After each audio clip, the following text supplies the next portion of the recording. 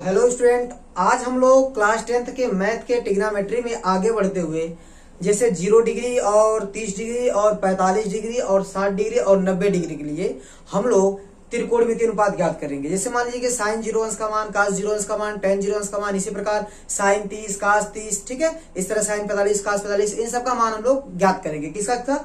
0 का, 30 का, 45 का, 60 का और 90 का। ठीक है, इन पांचों के लिए हम लोग क्या करेंगे? त्रिकोणमितीय अनुपात ज्ञात करेंगे। ठीक है, बिना इसके ट्रिग्नोमेट्री में हम आगे बढ़ ही नहीं सकते। ठीक है, क्योंकि बहुत ऐसे सवाल आएंगे जो इस पर डिपेंड होंगे। आपको साइन 30 अंश का मान नहीं पता होगा, कास 45 अंश का मान नहीं पता होगा। इस टाइप के जो मान होते हैं 0, 30, 45, 60, 90 का, अगर आपको मान नहीं पता तो बहुत ढेर सारे क्वेश्चन नहीं लग पाएंगे। ठीक है, तो ये जानना आपके लिए बहुत ही जरूरी है। चलिए इस वीडियो में आज हम लोग यही पढ़ेंगे। ठीक है, तो ध्यान दीजिएगा, आपको देखिए क्या क्या पता होना चाहिए। जैसे 0 डिग्री में फिगर बना दे रहा हूं यहाँ पर। जैसे ये हो गई आपकी 0 डिग्री की फिगर, बता रहा हूं आपको क्या क्या याद करना है। याद तो ऐसे कुछ भी नहीं करना है, सभी को बस समझना है। ठीक है, और ये फिगर में बनाऊंगा 30 डिग्री के लिए। ठीक है, ये समकोण त्रिभुज है। आप ध्यान दीजिएगा, आगे हम लोग बढ़ रहे हैं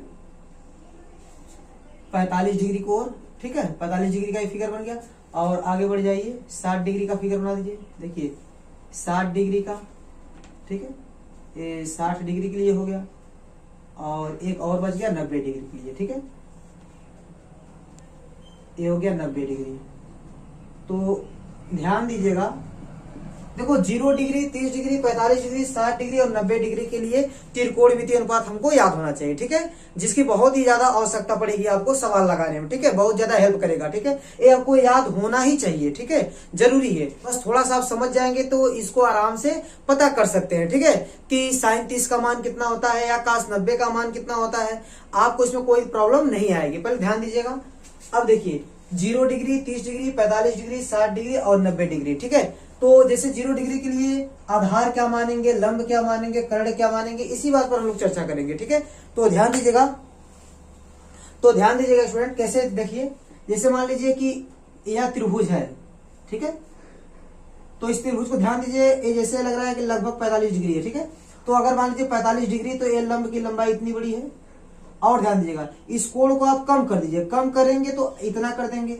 ठीक है, जब कोण को आप कम करेंगे तो लंब की लंबाई अब घट गई, अब इतनी बड़ी हो गई। देखिए कोण को और कम कीजिएगा तो लंब की लंबाई और घट जाएगी, इतनी बड़ी हो जाएगी। सोचिए यदि आप इस कोण को 0 कर देंगे तो ये जो कर्ण है, ये वाली लाइन आकर आधार पर क्या होगी? मिल जाएगी। जब आप इसको 0 डिग्री करेंगे तो लंब की लंबाई क्या हो जाएगी? लंब की लंबाई हो जाएगी आपकी 0। मतलब देखिए लंब कम होते होते होते होते 0 डिग्री क्या हो जाएगा? लंब की लंबाई हो जाएगी आपकी 0। तो ध्यान दीजिएगा, 0 डिग्री के सामने की जो भुजा होगी वो होगी 0। ठीक है, और एक बात और ध्यान दीजिएगा, आप देखिए कर्ण की लंबाई अभी बड़ी थी, फिर जैसे जैसे कोण कम हो रहा है वैसे वैसे कर्ण की लंबाई भी क्या हो रही? घट रही है। देखिए कर्ण की लंबाई इतनी बड़ी थी, फिर इतनी बड़ी हो गई, फिर इतनी बड़ी हो गई, फिर इतनी बड़ी हो गई। देखिए कम होता गया। जब 0 डिग्री आप करेंगे तो कर्ण की लंबाई आधार की लंबाई के क्या हो जाएगा? बराबर। तो जो कर्ण की लंबाई होगी वही आधार की लंबाई होगी। आप यहाँ कुछ भी मान सकते हैं, लेकिन हम लोग सुविधा के लिए क्या मानेंगे? 1 मानेंगे। अगर कर्ण की लंबाई 1 है तो आधार भी कितना हो जाएगा? 1। क्यों?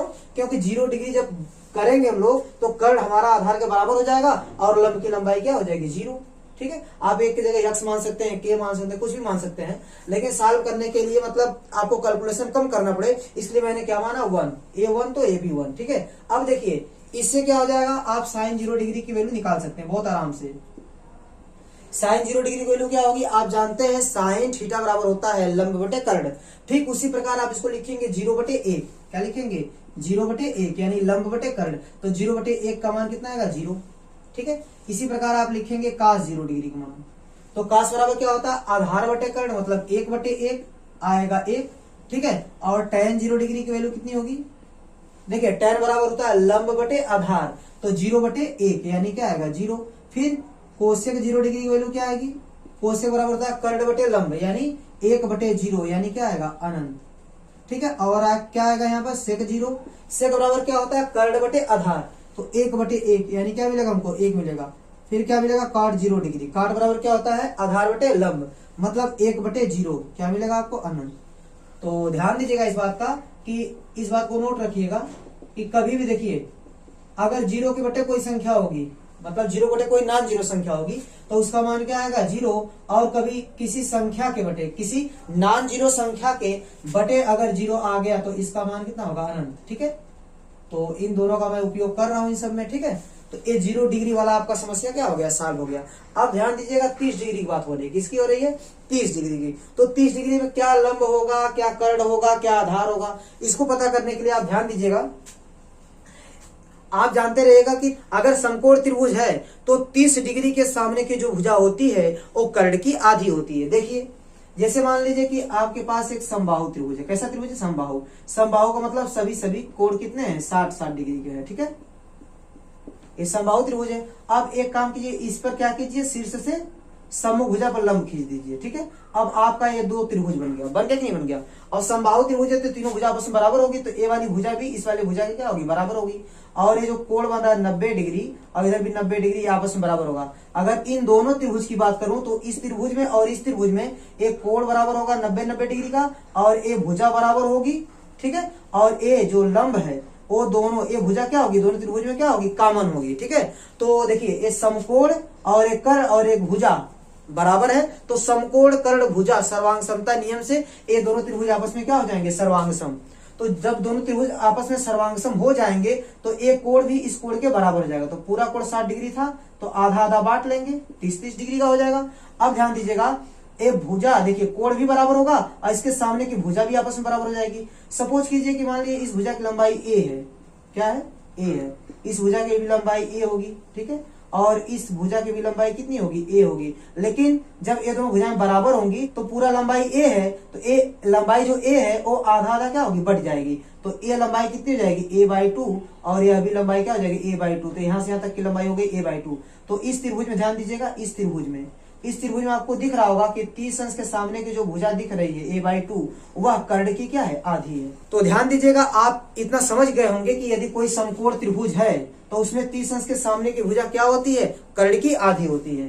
ठीक है, तो 30 अंश के सामने भुजा क्या होगी, कर्ण की आधी। मान लीजिए कर्ण आपका 2 है तो 30 अंश के सामने जो भुजा होगी कर्ण की आधी होगी। अगर ये 2 है तो ये कितना होगा, 1। ठीक है, और आप पाइथागोरस थ्योरम से क्या करेंगे, आधार का मान निकाल लेंगे। पाइथागोरस थ्योरम या उसी को क्या बोलते हैं, बौधायन पर में। ठीक है, तो आप आधार का मान निकाल लेंगे। तो आप जानते हैं कर्ण का स्क्वायर बराबर लंब का स्क्वायर प्लस आधार का स्क्वायर। तो कर्ण कितना है, 2, 2 का स्क्वायर बराबर लंब कितना है, 1, 1 का स्क्वायर फिर आधार का स्क्वायर।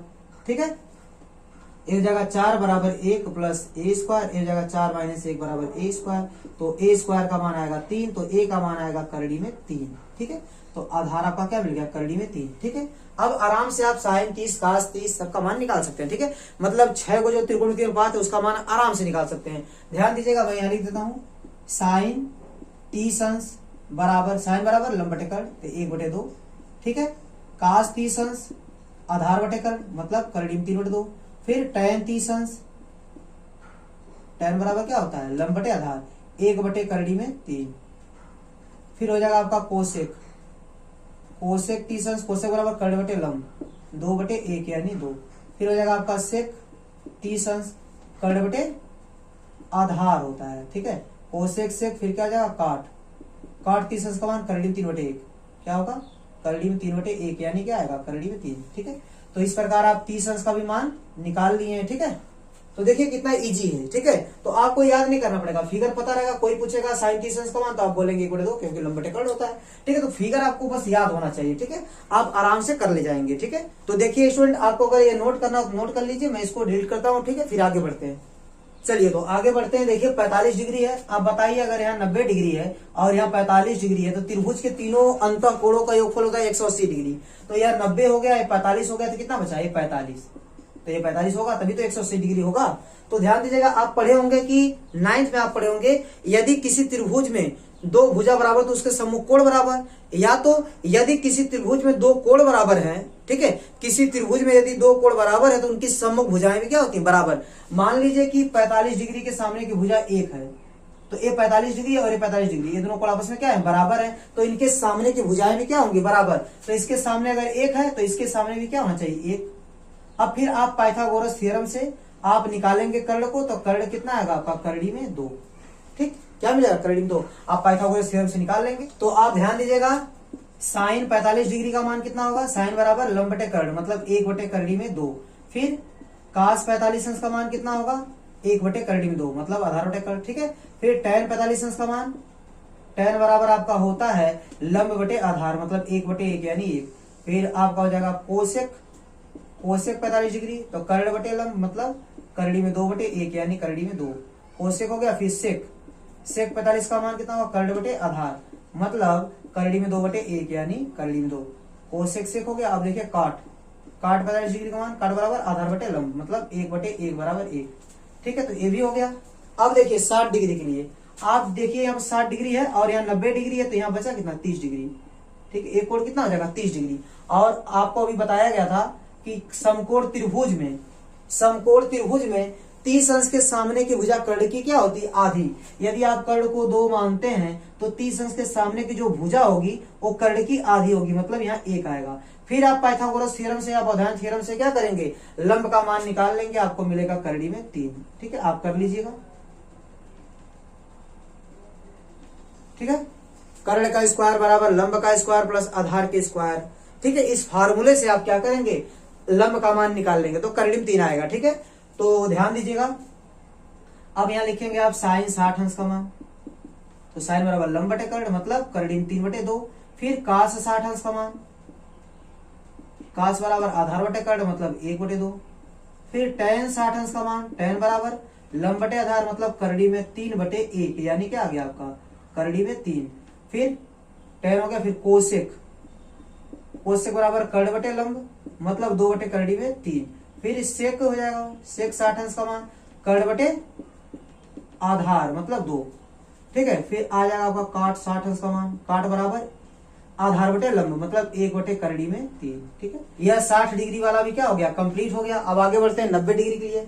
आप सोचिए यदि ये 90 डिग्री हो गया, ठीक है, और यह भी 90 डिग्री हो गया, तो यहाँ कितना बचेगा 90 90 180 हो गया, तो ये बचेगा आपका 0 डिग्री, ठीक है। ये जो तीसरा कोण बच रहा है वो कितना होगा 0 डिग्री का बचेगा। और आप देखिए 0 डिग्री वाले फिगर बनाए हैं, 0 डिग्री के सामने क्या होता है 0, तो 0 डिग्री के सामने वाली जो भुजा होती है वो क्या होती है 0, तो 0 डिग्री के सामने वाली भुजा को आप कर दीजिए 0। और यदि आप 0 करेंगे तो बाकी जो 2 भुजाएं बच रही हैं वो आपस में बराबर होंगी। ध्यान दीजिएगा, तो जब ए 1 होगी तो यह भी क्या होगी 1 होगी, ठीक है। 0 डिग्री में ही होता है, सामने वाली भुजा क्या हो जाएगी 0 हो जाएगी और ये दोनों भुजाएं आपस में क्या हो जाएंगी बराबर। जब ये 0 डिग्री बनाएगा तो एक कर्ण जो है वो लंब के क्या हो जाएगा बराबर हो जाएगा, ठीक है। तो आपको इसमें याद भी नहीं करना, बस 0 के सामने 0 करना है, बाकी जो दोनों भुजाएं उनको इक्वल कर देना है। यहाँ भी 0 के सामने 0 कर रहा है, बाकी दोनों भुजाएं जो है उसको क्या करना है इक्वल कर देना है, ठीक है। अब आराम से आप इसको लिख सकते हैं। देखिए अब साइन 90 अंश का मान क्या होगा, साइन 90 अंश का मान लंब बटे कर्ण मतलब 1/1 यानी 1।